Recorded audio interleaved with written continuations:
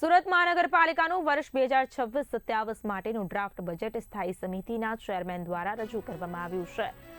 ગયા વર્ષ કરતા 708 કરોડનો વધારો કરીને કુલ 11,301 કરોડ રૂપિયાનું બજેટ મંજૂર કરાયું છે। સુરતના ઇતિહાસમાં પ્રથમ વખત મિલકતના સામાન્ય વેરામાંથી વિધવા માતા બહેનોને સંપૂર્ણ મુક્તિ આપવામાં આવી છે। BRTS બસોમાં સિનિયર સિટીઝન માટે વિનામૂલ્યે પાસની વ્યવસ્થા કરાશે, તેમજ સ્થાનિક અર્થતંત્રને પ્રોત્સાહન આપવા હાટમેળાનું આયોજન થશે।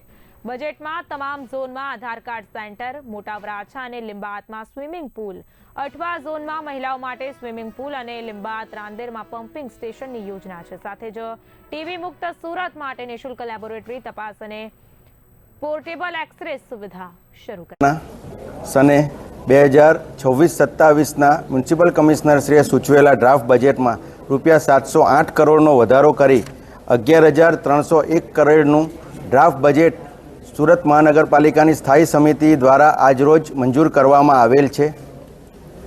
આ બજેટ એક વાસ્તવિકતાલક્ષી બજેટ છે। ગુજરાતના મુખ્યમંત્રી ભૂપેન્દ્રભાઈ પટેલ સાહેબ તેમજ અમારા કેન્દ્રીય જળશક્તિ મંત્રી CR પાટીલ સાહેબની આગેવાનીમાં સુરત શહેર સતત વિકસતું શહેર છે અને આ વિકાસની કેળીને આગળ ધપાવવા માટે આ બજેટ વધુ એક નવું મોરપીંછ સાબિત થશે। સુરત શહેરમાં લોકોને વિકાસની નવી કેળીઓ તરફ કંડારી જશે। આ વખતના બજેટમાં પણ ફરી વખત આ વખતે અમે અમારી આ ટર્મનું સતત ત્રીજું બજેટ છે, જે કર અને દરના વધારા વગરનું બજેટ છે। કર અને દરમાં એક પણ રૂપિયાનો વધારો કર્યા સિવાય કેવી રીતે વિકાસ કરી શકાય તે ભાજપ શાસકોએ ફરી એક વખત બતાવી દીધું છે।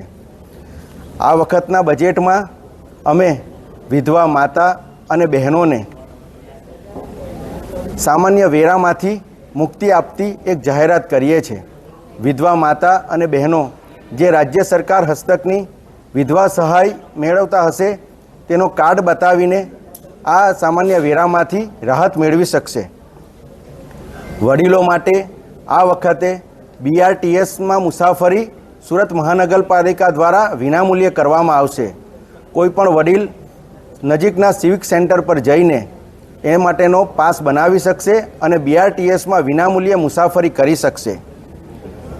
સુરત મહાનગરપાલિકા પહેલી વખત સુરતી હાટ બજાર બનાવવા જઈ રહ્યું છે, જે અંતર્ગત સુરત મહાનગરપાલિકાની સખી મંડળની બહેનો ઉપરાંત સ્થાનિક જે વ્યવસાયિકારીકો છે તે લોકોને આ હાટ બજાર થકી તેમને ધંધો મળી શકશે અને સુરતમાં જે આપણા લોકલ વ્યવસાયિકો છે તેને એક નવું પ્લેટફોર્મ પૂરું પાડશે।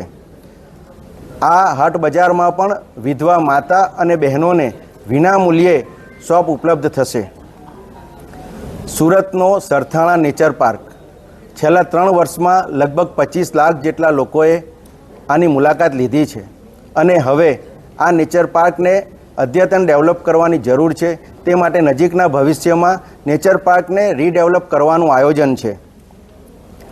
હાલમાં સુરત મહાનગરપાલિકાના તમામ ઝોનમાં તેમજ અમુક સિવિક સેન્ટરો પર આધાર સેન્ટરો ચાલુ છે, પણ તમામ 30 ઇલેક્શન વોર્ડમાં આવેલી વોર્ડ ઓફિસો પૈકી કોઈ પણ એક વોર્ડ ઓફિસમાં એટલે કે 30 વોર્ડ ઓફિસોમાં નવા આધાર કાર્ડ સેન્ટરો શરૂ કરવામાં આવશે, જેથી જનતાને દરેક દૂર જગ્યાએ જવું નહીં પડે।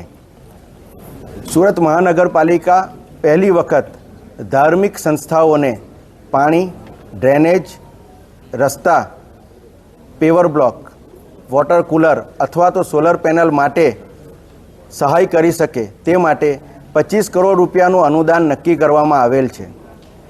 આ ઉપરાંત છેલ્લા કેટલાય વર્ષોથી આપણી શહેરની જે સોસાયટીઓ છે તેમાં અનુદાન માટે જે રકમ હતી તેમાં તોતિંગ વધારો અમે કરવા જઈ રહ્યા છીએ।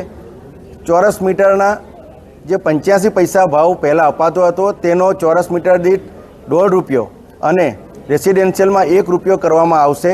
આ અનુદાન થકી સોસાયટીઓ જાતે જ એમની સફાઈમાં આગળ વધી શકશે। લગભગ અંદાજે 1160 જેટલી સોસાયટીઓને આનો લાભ મળશે। નમસ્કાર।